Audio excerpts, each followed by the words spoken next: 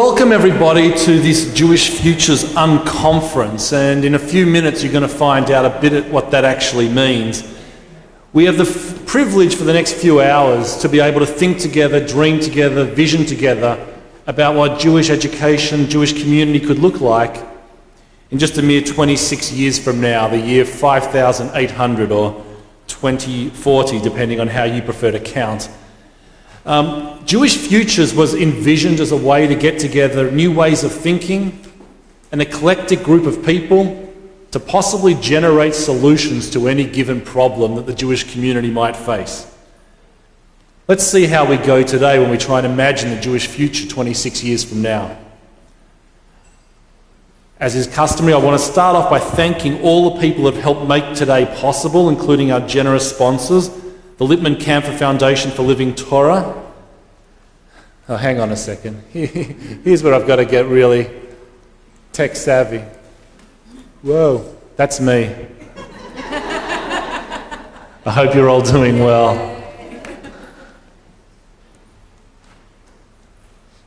The Lippman Camphor Foundation for Living Torah, the William Davidson School of Education at JTS. Also like to thank the Covenant Foundation in particular for supporting our artist, Alicia Jo Rabbins, who you'll hear later on today, and also American Friends of Bar Ilan University for supporting the bringing of Professor David Passig to all of us. That's not me. We'd also like to, of course, thank our partners at UJA Federation New York who make this work possible and all of the work that we do at the Jewish Education Project possible. We're going to start talking today about what the future holds, and we're going to end up dreaming together about what we could possibly imagine. I know this is going to push us a bit out of our comfort zones because a lot of us are really ingrained in the present. So really, to be able to take a few hours out of our lives to think beyond the work that we do on a day-to-day basis and really to be able to dream big is a rare opportunity. We decided to call this an unconference, and there's been a whole lot of Twitter backchat about what an unconference really means. When we started researching unconferences, we found out that there was no single definition, but the one we liked most of all was the one where 50% of the time was listening to your voices. At least 50% of the time. We think we've got about a 65% ratio today, depending on the length of our speakers, but in general, we want to hear from you today. Because one thing that we've learned from gatherings like this is that the people in the room really, really matter. We want to get us started to try and imagine the future by actually hearing from someone who's a real-life futurist. Tell you the truth, I never even knew there was such a thing. And then I had the privilege of meeting Professor David Passig, and I began to appreciate and understand the type of work that he does, and hopefully today he'll be able to share just a little bit with all of us today. His full biography is in the program. I don't want to mention everything there, except to say that he lectures, he's a consultant, he works as an associate professor at Bar Ilan University. He holds a PhD in future studies from the University of Minnesota Twin Cities, where his work there focused on a similar topic that we're dealing with today, albeit about the community over there. He also spent considerable time doing a lot of his work, a lot of his writing at Camp Ramah, which I think for many of us has even more special significance given what we all know about Jewish education. When Professor Passig talks to us today and opens up trying to frame what it means to look into the future, he's going to focus on a specific topic. But what I need all of you to do as we go there with him is to pay attention to his understanding of the future based on the trends that he currently sees today and his analysis of how he actually comes to understand what the future may hold. This is not a clairvoyant. This is not a prophet. This is not even a predictor in many ways. This is someone who bases his analysis of the future in a real science and a real study. So I want to firstly welcome and introduce to you all the way from Israel. He arrived yesterday, Professor David Passig. Thank you.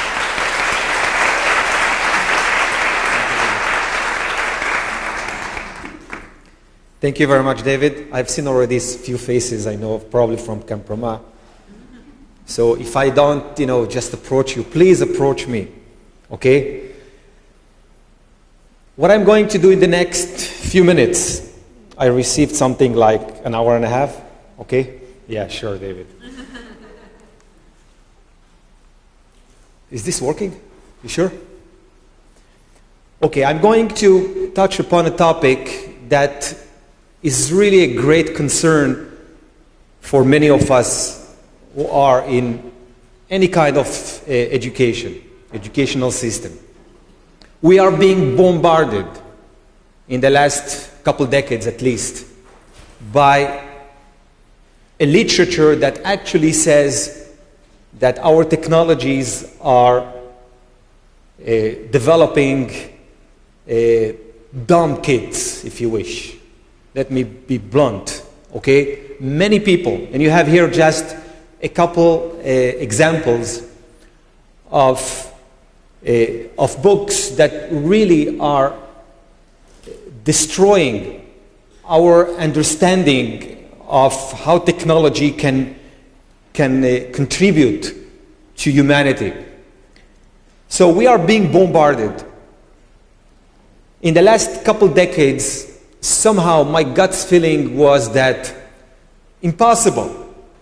We know that technology during millennia was a driving force for development. Sometimes we did great and very grave mistakes, but generally speaking, technology is an amazing thing.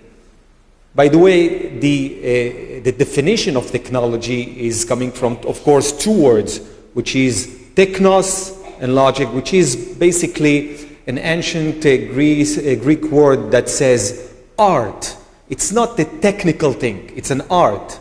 As any other art, technology is something with which humanity is expressing itself. So saying that technology is a very negative component in our educational system, in our environment, that was really striking for me. So I started working on this issue about 20 years ago, and I found something really bizarre. I found that up to now, actually, people are still being educated saying that we are being born with a certain ability, with a certain cognitive ability, and we are dying with that cognitive ability. At this time in history, we call that ability the IQ, or intelligence quotient. And we are measuring it in different ways. What you see here is a nice slide that describes how the IQ is being, measured in different places, which means that these kind of studies are saying that we are being born with a certain ability, cognitive ability, depends on where we are being born, which is mind-boggling at this point, but still, it's being measured up to date. Okay, there are even people that are measuring it based on race, which is really amazing. Actually, all of us, we go that notion that the Jewish genius. Is it true? So this is the background of what I'm going to speak about. Something unusual is happening. Whoever has kids in his house or in his classes knows that really they are much, much, much intelligent than us. Maybe they are less knowledgeable than us. But you can feel it, the way they are able to take care of new environments, of new technologies, their smart, let's say, understanding of their surrounding is really striking. So in my confusion, I found a very interesting person that somehow is not known in educational places, educational systems. His name is Professor Flynn, has a very interesting history. He was kicked out from academia here in the States and found himself in New Zealand. And during something like 3-4 decades, he stumbled upon something which was unusual at the time. Only lately, it has been accepted somehow in mainstream of course, of academia. And what he found is that in the last half century of the 20th century, IQ has been increased by approximately 17 points on average. And he came to this conclusion after millions of participants, if you wish, collecting data from almost any country that was willing to provide him with data.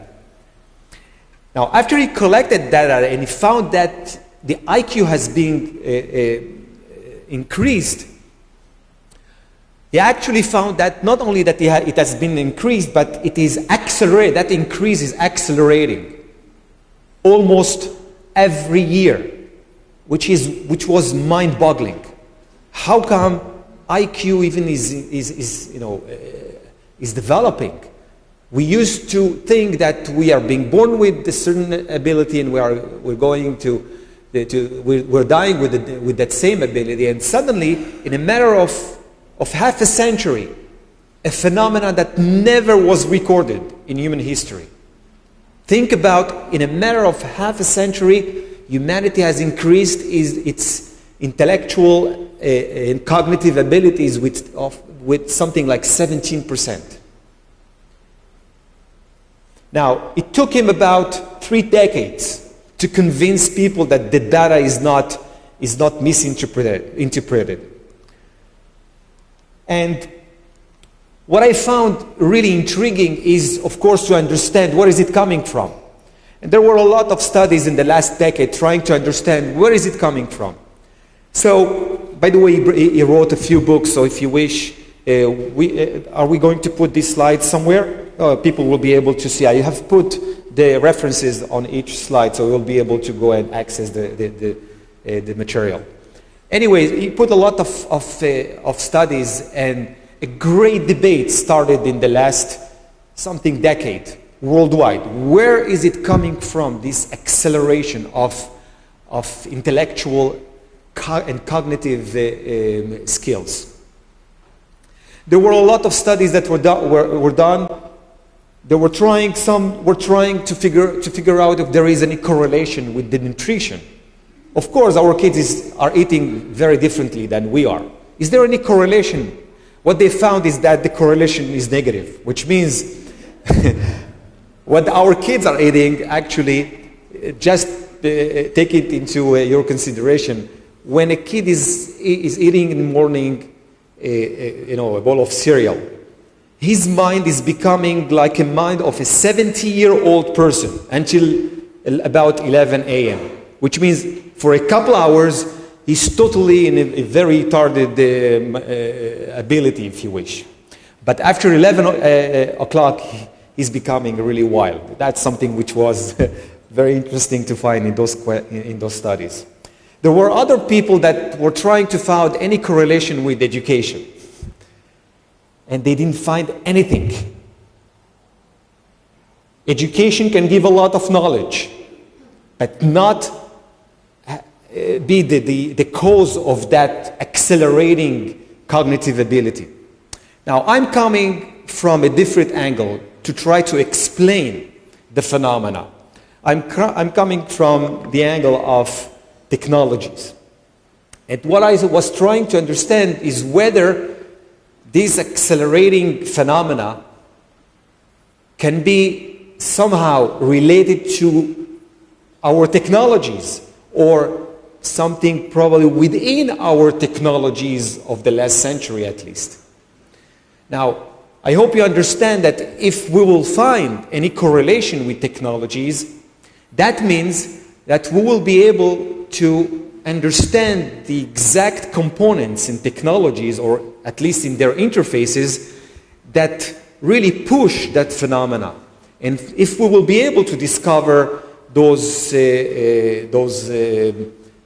causes, if you wish, then we will be able to develop those interfaces in our educational system in order not just to have that phenomena continue the way it was developing in the last half a century, but maybe even accelerate that phenomena. Now think about if we will be able, in a matter of 3 months, just with technology, the right technology, to add another 5 to 10 points to each kid. We are speaking about something very different. We are speaking about, first of all, understanding cognition in a very different way, and of course, bringing to the table an issue that in education was never debated, whether part of the educational mission is also to accelerate our cognitive abilities, not just transfer knowledge. So this is what I'm going to show you in the next 10 minutes. I'm going to pick up, I've done tens of studies trying to see what kind of technologies are to blame, if you wish, and whether we can really accelerate that if you wish, phenomena. So it is just, in a nutshell. We're not going to be able to do a lot. Now it's stuck, of course. Where is the computer? Over there? Oh, that's it. I thought it's here. All right. Okay, so what I've been doing a lot of studies with some kind of stages. The first stage was to see if with what kind of technology we will be able to improve comprehension. Okay, probably there are differences between technology. Am I able to have a skill? What technology is the best to use in educational system? The second tier was trying, of course, to enhance with those technologies or those interfaces some very specific cognitive skills. And the third tier was, of course, to try to not only improve cognitive skills to normative kids, but also to maybe genetically impaired or kids, which is mind-boggling. If we will be able to take, let's say, a person with Down syndrome, and will be able to somehow improve his ability or her ability skills, that means that we were and we are still in a paradigm that is not relevant anymore. A paradigm that a person is having a set of skills. At best, we can bring those skills into, let's say, fruition, and that's it. But accelerating the abilities of that person, that is really a new paradigm in education. It was not easy to publish those things in the last couple decades in a lot of academic venues, but I can tell you that after 2 decades, really it's something which is still debated in different places. And I'm going just to show you a list of studies we have been doing in my lab with a lot of graduate students.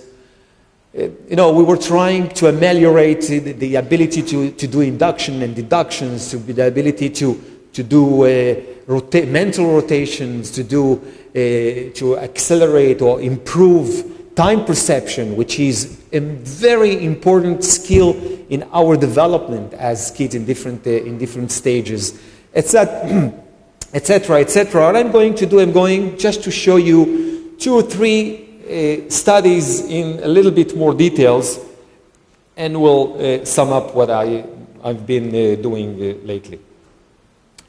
Well, the most advanced technology or interface that we can think about, that we were able to think about just 20 years ago, was what we call nowadays virtual reality, or 3D immersive virtual worlds. So the first batch of studies we've been doing was to take that technology and go and develop worlds with which we will be able, first of all, to show that that knowledge can be transferred in a very fast manner, first of all, and then to see if with those kind of technologies, with 3D technologies, we'll be able to also improve the IQ. So this is a very nice study we've done something like 15 years ago. We have developed a virtual world that mimic the cognition of toddlers. Now, there is a huge literature trying to depict what is it exactly going on in the mind of a toddler. How does a toddler understand time, understand space, etc., etc. Tons of materials. So we have developed a world that embed within it all that knowledge that we are aware of. And the idea was to bring kindergarten teachers to see how toddlers perceive the world, their surrounding, in a matter of 10 minutes experience during something like 3 weeks, once a week. 10 minutes, once a week, 3 weeks. We have discovered that the knowledge we were able to transfer to those teachers was immense. Only courses of a year or 2 years, academic courses, were able to provide somehow the same level of understanding of the cognition of toddlers. That was really amazing, because if you can do it with those kind of things, we could do it in different other kind of knowledge. The other thing was we have simulated in a 3D world dyslexia. Now we know that about 20% of our kids are going with some kind of dyslexia. There are a lot of different kinds of dyslexia. So we have developed a 3D world that simulate about 10 different kinds of dyslexia.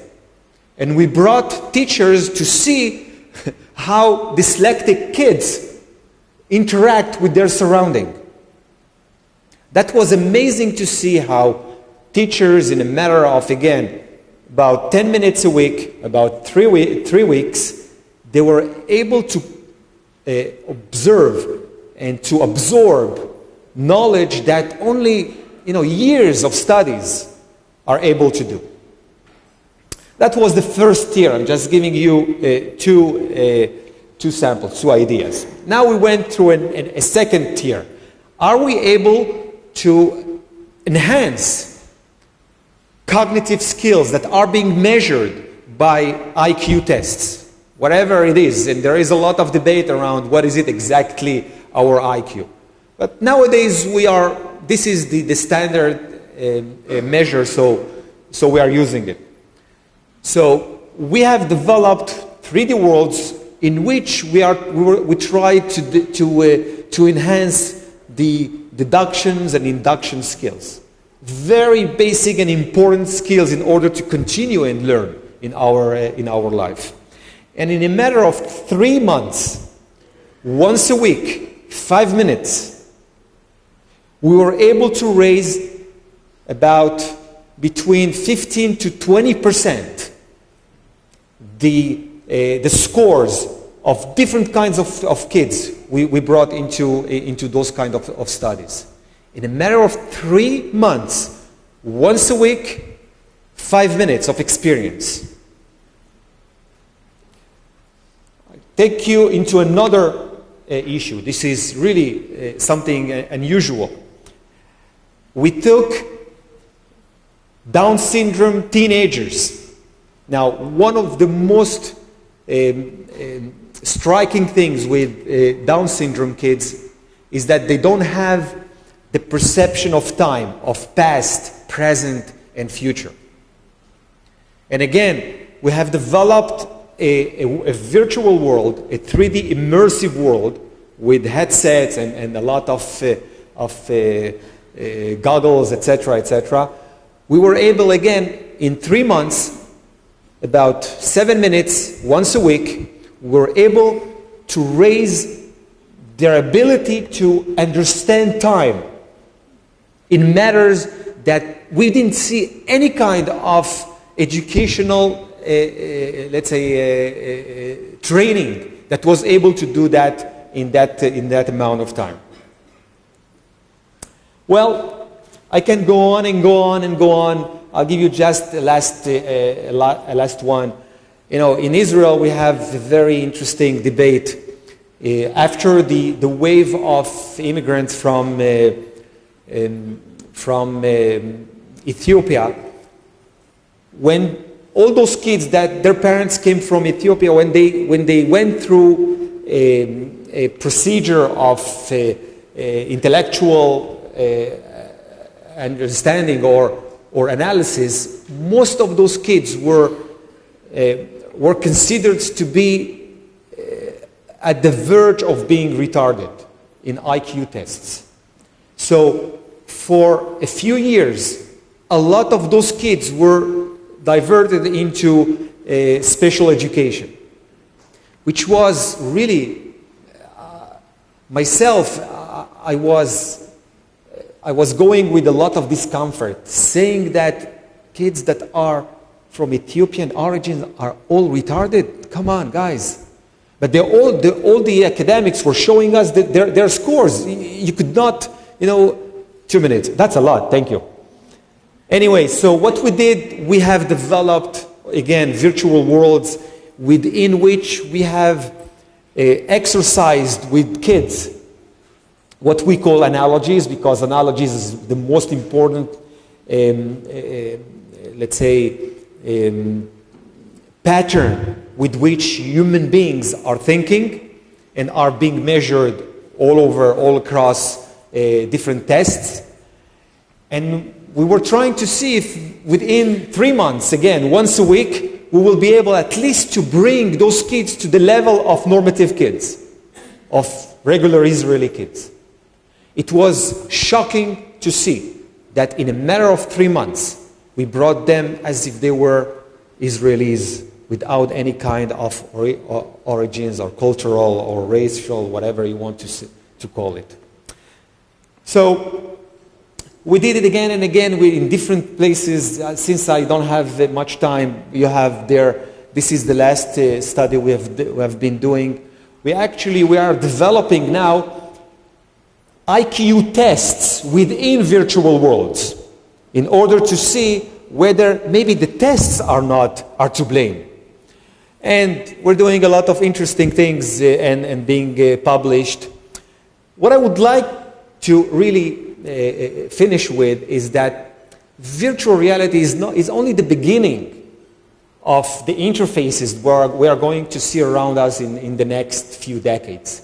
I'm speaking about educational system. When I started using virtual reality, a headset used to cost about $250,000, $300,000. Nowadays, a virtual, full immersive headset costs about $500 to, at the best, $2,000. And it's becoming down and down and down and down. However, we are now at the verge of a new technology that you better be aware of it. It's what we call brain-machine interface or brain-computer interface. Okay, these are headsets that transfer brain waves into the computer, and instead of manipulating information within the computer, you just think, and your thinking is transferred to the computer. At this point, technology is a little bit expensive. If you see, this is my lab. At this point, just by the way, 5 years ago, this is what used to be a headset. It cost about $100,000, such a thing. Nowadays, you can buy this headset from between $500 to $2,000. Okay, but if you really want to see the future, this is the future. This headset cost about $100. A brain-computer interface with which at the beginning, of course, you're doing really very small things. But in a matter of 1 decade, 2 decades at best, this is what you're going to see in your educational systems. Kids coming with those kind of strips in their head with which they will be able to transfer their thoughts immediately to the computer. This is the future. And we are setting the ground or the background, saying that these technologies are not just aid tools to our educational system. We are speaking about having a new kind of a fire in our hands. We really don't understand it. At best, at this point of time, we think we can enhance the IQ of our kids. But I truly believe, that in a matter of 1 decade, 2 decades, that at best, we will be able to see that our kids will be using those kind of things to generate a very different kind of thoughts, a very different kind of ideas, a very different kind. Just think about how humanity started developing prose. And this is what we are thinking about. Those kids that are in our educational system are going to be able to do things that are imaginable at this point of time. And we better understand it and bring it into the educational system and not leave it outside our classrooms. Thank you very much.